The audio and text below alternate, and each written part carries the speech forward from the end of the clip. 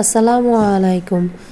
কোনো রকম বাটাবাটি বা ব্লেন্ড করা ঝামেলা ছাড়া কিভাবে এত সুন্দর দানাদার ঘি তৈরি করা যায় দুধের সর থেকে, সেই পদ্ধতিটাই আজকে দেখিয়ে দিব। আমি এখানে অনেকটা 1 বাটি পরিমাণ ঘি জমিয়ে নিয়েছি। এখানে আমি দুধ জাল করার পরে, দুধ ঠান্ডা হওয়ার পরে সরটাকে আমি তুলে নিয়েছি। এখানে সর তোলার সময় খেয়াল রাখবেন যেন কোনো রকম দুধ না ওঠে। যদি এভাবে না তুলতে না পারেন, সেক্ষেত্রে ছাঁকনিতে সর রেখে তারপরে দুধটা পুরা ঝরিয়ে নিয়ে সরটা জমিয়ে আর চেষ্টা করবেন সরটাকে ডিপে রাখতে, তাহলে অনেক দিন সর জমাইতে সময় লাগলেও সরটা গন্ধ হয় না। আর আমি এখানে এবারে একটা কড়াই নিয়ে নিয়েছি। কড়াইতে আমি সেই সরগুলোকে ডাইরেক্ট কড়াইতে দিয়ে দিলাম। আর চুলার জালটাও আমি মিডিয়াম আঁচে দিয়ে রেখেছি।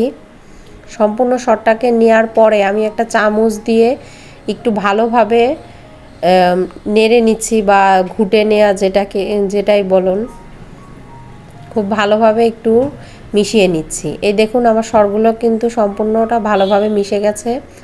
এবার কিছুক্ষণ নেড়ে চেড়ে জাল করতে হবে যতক্ষণ না পর্যন্ত ঘি বের হয়ে আসে। এই দেখুন 2-3 মিনিট পরে যখন সরটা এমন বলকে আসার আগ মুহূর্তে এমন দেখা যাচ্ছে। এরপর যখন এটা বলক এসে গেছে, এই দেখুন এটা 5 থেকে 7 মিনিট জাল করার পরেই দেখবেন আস্তে আস্তে সাইড থেকে ঘি বের হওয়া শুরু হয়ে গেছে। এভাবে ঘি বানানোটা আসলে অনেক সহজ, কোনো রকম ঝামেলা নেই, খুবই দ্রুতভাবে বানানো যায়। সর জমিয়ে চুলায় জাল করলেই হয়ে যায়।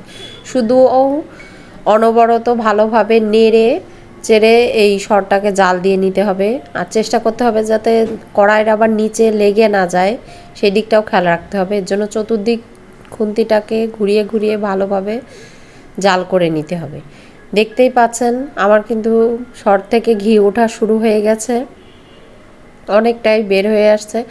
এখন এটাকে একদম ওই সম্পূর্ণ ঘি বের হয়ে আসা পর্যন্ত এটাকে জাল করতে হবে। যখন এই সরের যেই অংশটা আছে সাদা সাদা এখন দেখা যাচ্ছে, এটার কালারটা অনেকটা ভাজা ভাজা একটা গোল্ডেন ব্রাউন কালার না আসে, ততক্ষণ পর্যন্ত আমি নেড়ে চেড়ে এটাকে জাল করে নেব। কারণ এটা যত জাল হবে তত বেশি ঘি বের হতে থাকবে। দেখুন এখন কিন্তু অনেকটা কালার আসা শুরু হয়ে গেছে। অনেকে চাইলে এই পর্যায়েও রেখে দেয়, ঘি বানায়, মানে জাস্ট এমন একটু হালকা কালার আসলে সেই ঘিটার কালারটা অনেকটা সাদা আসে, প্লাস অনেক সময় দানাদার হয় না ওই ঘিটা। আর দানাদার ঘি করতে গেলে একটু জালটা বেশি সময় করতে হবে। আমি কিন্তু একটু পরপর দেখিয়ে দিচ্ছি যে খানিক পরে জাল হওয়ার পরে ওই নিচের অবশিষ্ট অংশের কালারটা কেমন আসছে। আমার ভিডিওগুলো ভালো লাগলে অবশ্যই আমার পেজকে সাবস্ক্রাইব করবেন, আর ভিডিওতে একটা লাইক দিয়ে দিবেন, কমেন্ট করে জানাবেন কেমন লাগলো। এই দেখুন ঠিক এই পর্যায়ে আসলেই কিন্তু চুলার জালটা বন্ধ করে দিতে হবে। এরপর একটু নেড়ে চেড়ে ঠান্ডা করে নিতে হবে। আর কারণ নিচের যে অংশটা এই ঘির তাপেই কিন্তু ওইটা কিন্তু অনেকটা আরও ডিপ কালার এসে যাবে। কিছুটা ঠান্ডা হওয়ার পরে আমি এখানে একটা কাচের জারে নিয়েছি, সেখানে ছাঁকনি দিয়ে আমি ঘিটাকে সেঁকে নিচ্ছি। ছাঁকনির উপরেই দেখতে পাচ্ছেন কিন্তু যে কালো অংশ দেখা যাচ্ছে, যে ওইটা ওই পর্যায়ে আমি বন্ধ করছিলাম। ওইটা গরমে খানিকক্ষণ ঘি কিছুটা ঠান্ডা হয়ে আসতেই ওই ঘির গরমে ওই কালারটা অমন গাঢ় হয়ে আসছে। চাইলে আপনারা আরেকটু আগেও চুলা বন্ধ করতে পারেন, কিন্তু এই পর্যায়ে করলে ঘির কালারটা অনেক সুন্দর হয়। যেমন কিনা গাওয়া ঘি যেই কালারটা হয় বাজারের, সেম ওই কালারটা আসে, আর প্লাস দানাদার ঘি হয়। এই দেখুন আমার কিন্তু ঘিটা সেঁকে নেওয়া হয়ে গেছে। এই পর্যায়ে কিন্তু সরিষার তেলের মতো কালার দেখা যাচ্ছে। কিন্তু এই যে এই ফুটেজটা দেখছেন যে এটা জমে গেছে, এটা ঠিক 2 থেকে 3 দিন পরের ফুটেজ, যে এটা ঘি বানানোর।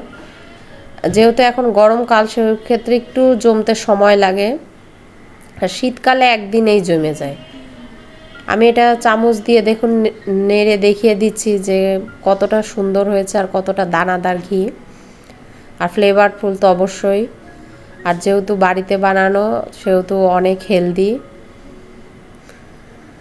তো আল্লাহ হাফেজ, দেখা হবে নেক্সট কোনো ভিডিওতে। সে পর্যন্ত সবাই সুস্থ থাকবেন, ভালো থাকবেন, আর অবশ্যই কমেন্ট করে জানাবেন আমার ভিডিওগুলো আপনাদের কাছে কেমন লাগছে।